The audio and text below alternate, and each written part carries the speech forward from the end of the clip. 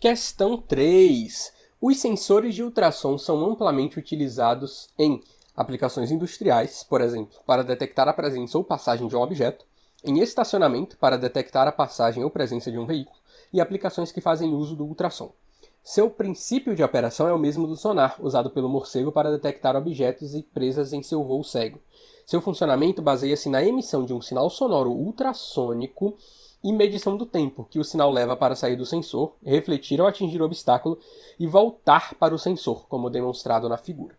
Ou seja, o sinal ele é enviado pelo emissor, atravessa a distância, bate no objeto e volta para o receptor.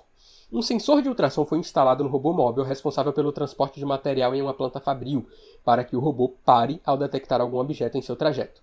Considerando a velocidade do som de 340 metros por segundo, o tempo gasto na leitura pelo sensor para um objeto a 1,70 metros de distância será de... E aqui a gente tem as alternativas.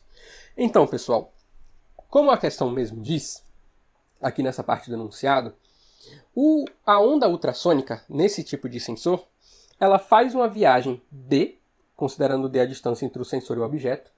Quando ela é enviada no emissor, ela bate no objeto e volta pelo receptor, percorrendo novamente essa mesma distância d. Então, de forma efetiva, a distância percorrida pela onda é o dobro da distância entre o sensor e o objeto, 2d. Então, como ela percorre o dobro da distância, obviamente ela vai demorar o dobro do tempo. Então, por isso que o tempo entre o sensor enviar a onda e receber, ele é o tempo considerando uma distância percorrida de 2d. Justamente porque ele vai e volta. É a distância percorrida na ida e a distância percorrida na volta.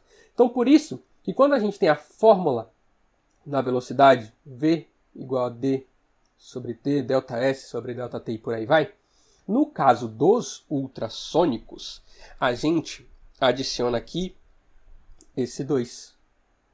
Justamente porque ele vai percorrer o dobro da distância entre o ultrassônico e o objeto. Então, na prática, ele percorre o dobro disso. Então, essa daqui vira a fórmula. Então vamos lá. Aqui a gente já tem os dados do deslocamento, que é 1,70 metros. E a gente já sabe qual é a velocidade, a gente precisa calcular esse tempo. Então, é só aplicar aqui na fórmula. V é 340 igual. Aí aqui a gente tem 2 vezes o deslocamento, 1,70. E o tempo é o que a gente precisa encontrar. Nesse caso, então, tempo a gente passa aqui para o numerador e 340 para o denominador. O tempo, então, e aqui a gente já pode multiplicar 1,7 vezes 2, 3,4, dividido por 340.